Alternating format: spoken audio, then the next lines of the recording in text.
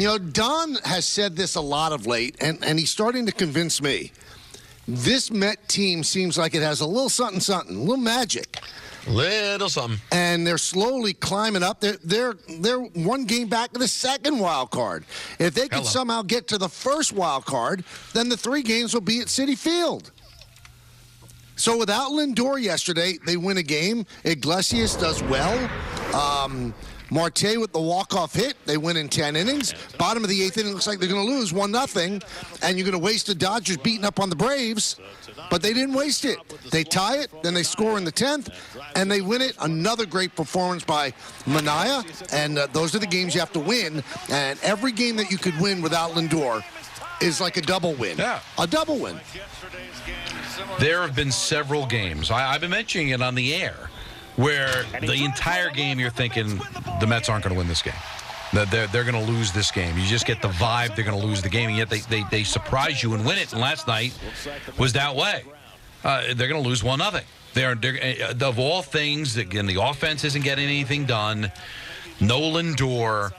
Oh, the Nationals, they should be able to beat the Nationals anyway, and they're going to lose 1-0, and the narrative is going to be they can't hit. They can't win without Lindor. And then Iglesias comes up with a big hit.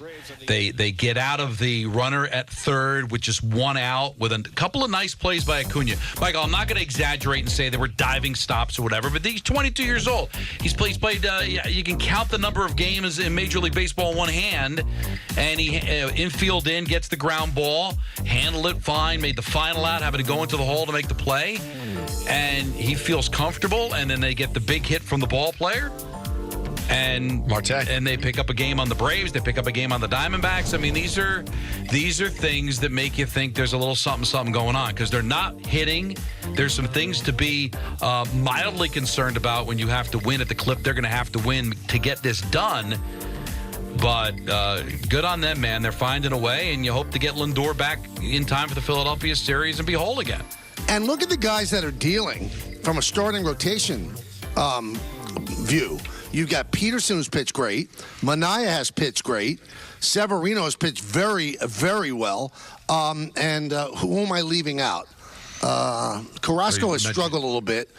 I'm leaving out one other one. Quintana's struggled a little bit. Yeah. You mentioned you mentioned Manaea. You mentioned Severino. Peterson's been really good. They've gotten some tremendous, and the bullpen's good too. Yep. I mean, last night the bullpen gave up just 1 hit. Again, it's the Nationals. I understand that. But Irwin had given them trouble earlier in the year, and he went 7 1/3, allowed 4 hits, 1 run, and it just looked like it was not going to be the Mets' night. But they got a little something going on here, and with an even dozen games left, Michael, they control their own destiny. They've got the 1-game lead. Take care of business the next couple of days. Maybe you gain even more ground. Padres might go bye-bye, Michael, just because of the fact that they've got the 3-game lead in the loss column, and they've got a series coming up against the White Sox. So if you want to win, you shouldn't be losing to the White Sox. But if just getting in, Michael, I'm not going to dare to dream any farther than that. I just want to see this team find a way to get into the playoffs. You want them to dance. Yeah, and they can.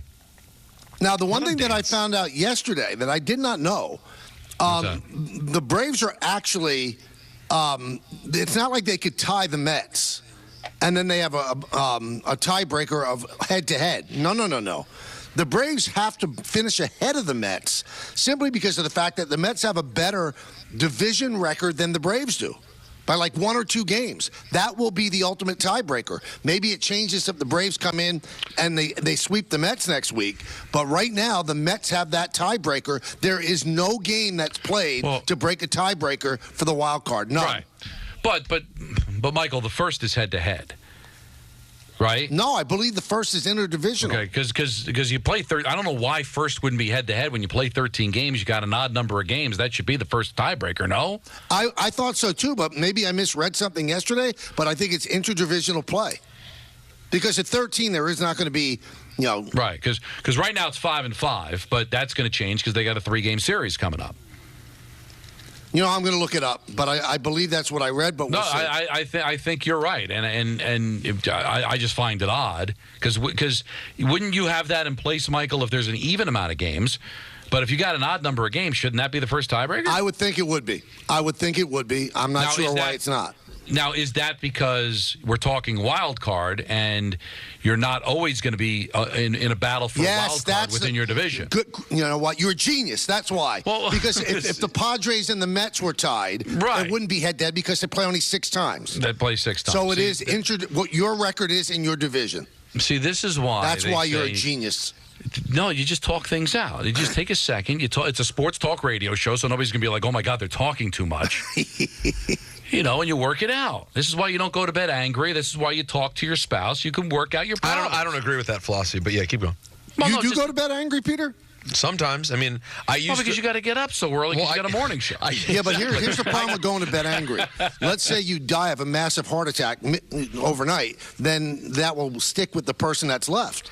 Well, that would certainly be unfortunate, but I have just found in my experience, and Michael, you know I'm experienced. I love marriage so much I've done it twice. Yes, very well both times. That I just find that theory of like keep talking, it's going to get better. Sometimes you can just tell this is not getting better. We need the break, and then you wake up sometimes and you go, wait, why was that so intense last night? And it's completely down a notch, and then you talk through it. But why does everyone act like it's the last night of your life? Well, because it could be. The reason I follow it through is that the phrase is don't go to bed angry. I can't sleep angry. Well, that part is... So I might as well try to work something out, even if it's what eventually ends up happening, me taking the knee, just taking the loss, because I need to get some sleep. Listen, I can argue a little bit longer and maybe win, but it's going to cost me another 30 minutes. No, I just want to go to bed. No, listen.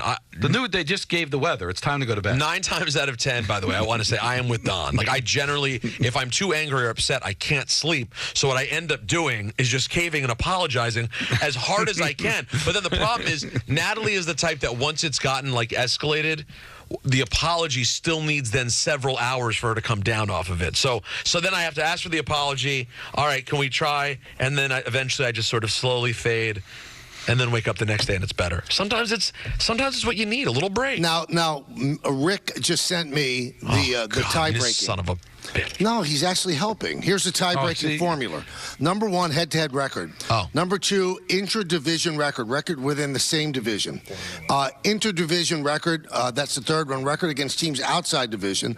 Record in the last 81 intra-league games. Record in the last 82 intra-league games. Plus 1 until the tie is broken. Fortunately, head-to-head record takes care of the vast majority of tiebreaker scenarios, and we don't have to rack our brains trying to figure out number 4 and number 5 on that list. That's how all this ties into the standings, the way they're broken now. The Mets have already clinched the season series over the Diamondbacks and the Padres, which is excellent work. The Braves tiebreaker figures to be the most important, though. That tiebreaker could be used to decide one postseason spot, sending one team to the wild card and the other home. So it is head-to-head. The season series is tied 5-5, and the Mets and the Braves will play 3 games in Atlanta. So someone will win the season series, but in all likelihood, the way things are going now, you feel like the winner of that series will probably win a wild card spot, but you never know. There's still 3 more games to play after that. So it could get crazy. It really could. But the Mets, again, just a game back in the loss column of the Diamondbacks, but 3 back in the loss column of the Padres. Padres have won 4 in a row. They still have a couple of games with Houston. Then I believe the White Sox. So I don't think they're going to get the number 1 wild card, but just to get in would be nice. Now let's talk about something that's kind of like it's been discussed a lot today on the station, and I've seen it even brought up by the Met broadcasters. Howie Rose on Twitter. Gary kind of hinted at it on the broadcast yesterday, that a game that means every game means everything to the Mets right now. And we'll be giving away tickets a little bit later on in the show. But there were only 20,000 people at Citi Field last night. Now, I never spent people's money. It's expensive to go places. I get that. I'm not trying to spend people's money. But people do go to other ballparks. So money is the same all around the country. Now, it's maybe a little bit more expensive to go to a game in New York. But does it seem curious to you, Don, why there would be only 20,000 people at Citi Field? You know what's interesting? I heard them talking about it this morning. Because I had the game on, I didn't hear Gary say anything, and it wasn't noticeable to me. But it's not surprising to me either. But then when they talked about it this morning, and I saw Howie tweet that he never remembered Shea being that empty during the week, because somebody tweeted out, "Well, it's during the week. What do you want?" kids go back to school, and Howie, who's a Mets savant that goes back to the very beginning as a fan, said he never remembered Shea Stadium being that empty during the week when the team was in a race. But a couple of things at play here. Number one, a race for the wild card, I think, hits differently than a race for the division being one of the best teams in the league. So for Howie to hearken back to a pennant race back in the 60s or the 70s or the 80s, that's going to be different than now, Michael. With so many teams making the playoffs, it doesn't seem to feel the same. Plus, you've got a 4-game series coming up with the Phillies. If I'm a Met fan of a certain means and I'm going to go to a game, I'm going to go to the Philly game before I'm going to go to the National game. I'm going to go to a weekend game before I'm going to go to a Monday game.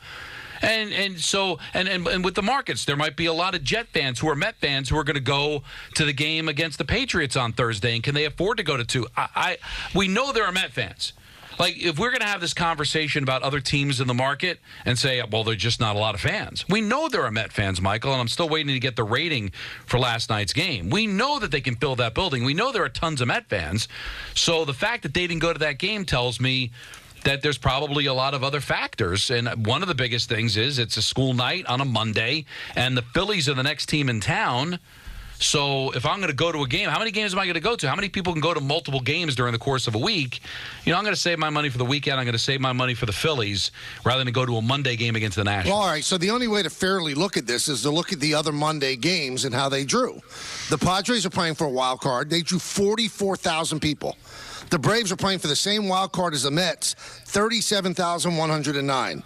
The Cardinals are essentially out of it, 30,138.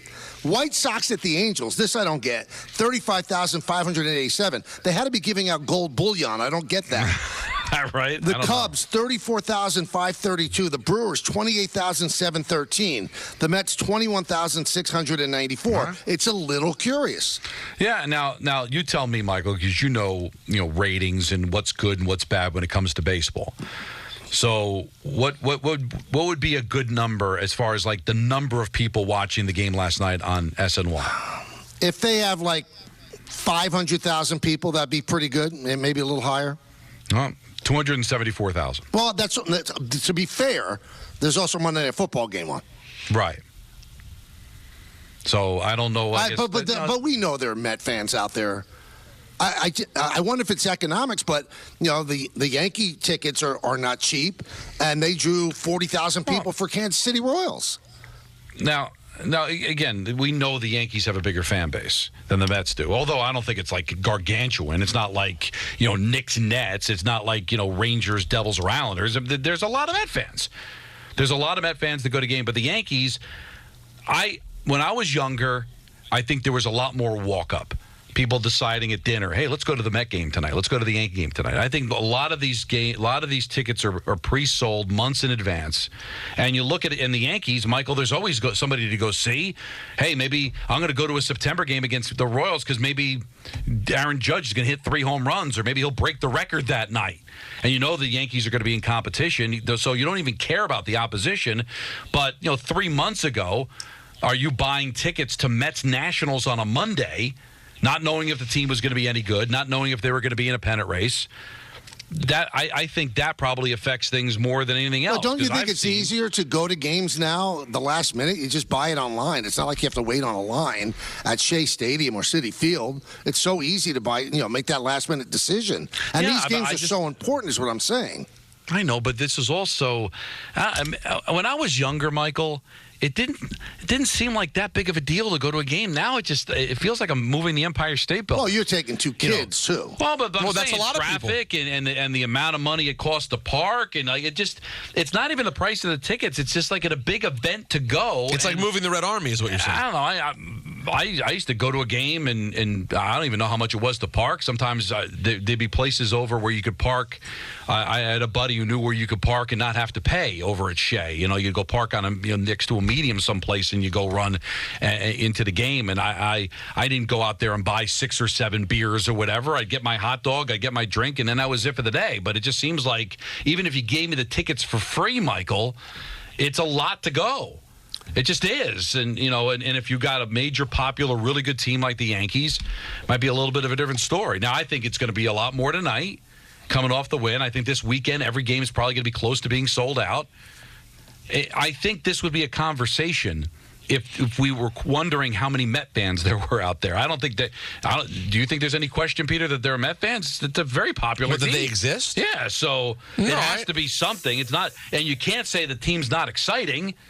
Well, that's what I find more exciting. That's what I find sort of odd about it. It's such a lovable team. The weather's been beautiful. I get it's a Monday. Me personally, Don, very hard to get me out of the house for anything on a Monday night. Anything. So, but generally speaking, I look around and it seems like teams who are in a competitive place like this do well even on Monday night. So it is a little odd to me.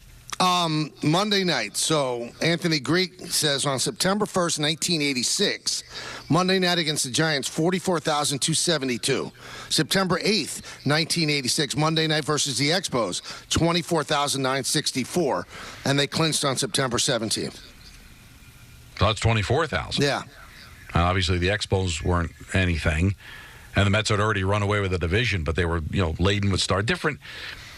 Just a different time, a different vibe. And like Howie mentioned, he doesn't remember September games being so low attended when they were at Shea.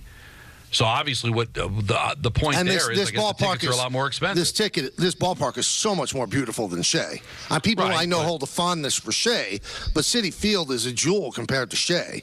Right, but Shea Stadium hasn't seen a game since 2008. Yep.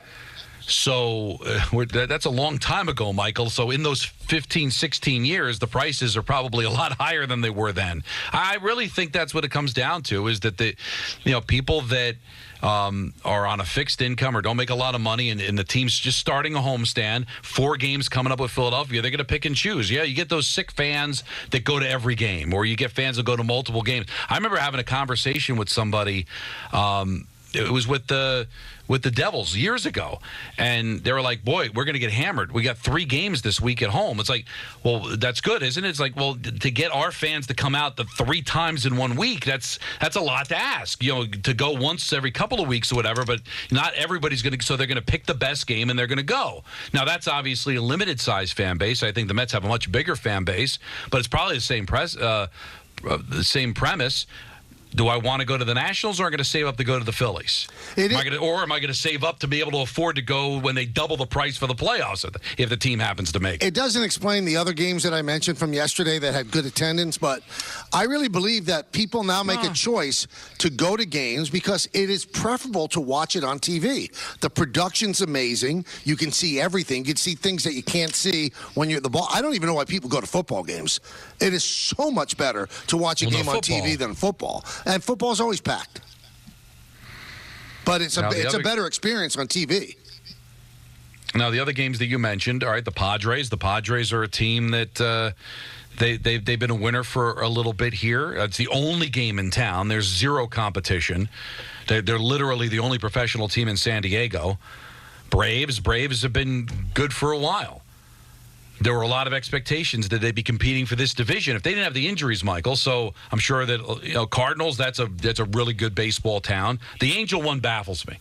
Team stinks. They're taking on the worst team in baseball. Could end up being the worst team in baseball history. They had to be giving something away. 35,000 people on a Monday in Anaheim. White Sox. I'm going to text Mark Gubiza, and I'll see why there were so many people there. Because it doesn't make sense. For the White Sox, doesn't make sense. Well, those are Diamond Notes brought to you by London Jewelers. Visit London Jewelers today at any of their 7 locations, including the Americana Mall and the mall at Short Hills. Let's take some phone calls before we take our first break, and we'll start with Christian. He is on the Long Island Expressway. What's up, Christian? Hey, gentlemen. Thank you for taking the phone call. I just want to touch on the Mets attendance. What do you think? So, me personally, I'm a Met fan since the long days of back in the early 1800s.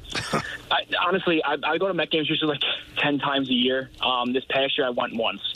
I think it comes down to 2 things. One, I think the team basically saying that they really didn't have much of a chance this year after a few years of us thinking that we can go to the World Series, and it kind of was a little bit of a letdown. So I think a lot of fans were just like, all right, let's write this year off and move on to the next one. Obviously, starting off badly didn't help, and then now being better, I think some fans are coming back. But me personally, is like I'd rather focus more on which is now the second point, the Jets and the Knicks. Like they're getting better. The Yankees are very good, obviously, and there's just a lot of other teams in the area that are proving to be postseason contenders, while the Mets are in and out right now. So I think it's just the mix between the two. But don't you look at them as a team that's a postseason contender now? I mean, they're exciting. They win games. Postseason contender. Yeah. Yeah, I think postseason they'll be. They can make it in. They can be maybe hopefully the Diamondbacks of last year, or if the Nationals of years past, the Phillies of years past. But I don't really see them being a World Series contender with the pitching they have. I mean, they're doing really well, but I just feel like that other shoe's going to drop eventually. Okay. Well, thank you, Christian. Let's see what Yvonne in Queens says. Yvonne? Hey, Yvonne? Now, if you... Hello, Yvonne. Hello. Hi, guys. How are you? Good. So I took my son to, it was just me and my son on Saturday to watch Cincinnati Reds a couple weekends ago. Yeah. All right. $200 altogether. $40 for parking, which I remember 2 years ago was $25. $40 for food, $15 for cotton candy, and then $50 a piece for the tickets. I think it's just the price itself. You know what? As I said at the beginning, I agree. Prices are outrageous, but also Broadway show is outrageous. A movie is much more than it used to be, and the Yankees charge the same sort of prices, and they have over 3 million people this year. So, I mean, maybe it's Soto and Judge and stuff like that, but as a fan, to me, it's all about winning, though. Is the team winning? Yeah. The Mets are winning. And the Mets are winning, but the Yankees are winning at a better clip for most of the season. Now if you look at the attendance overall this year, the Mets are ranked 18th per game. They've averaged just a shade over 28,000 per game, which is not bad. And that's 18th. The Yankees are 4th, 40,716. So the Padres, Phillies, and Dodgers have averaged better. So the Padres' attendance has been incredible all year. They've already eclipsed 3 million. The only other teams to do that are the Yankees, Phillies, and Dodgers. So when you take a look at, it was a little bit off last night, 21,000, but that's not, considering it's a Monday, going up against Monday Night Football.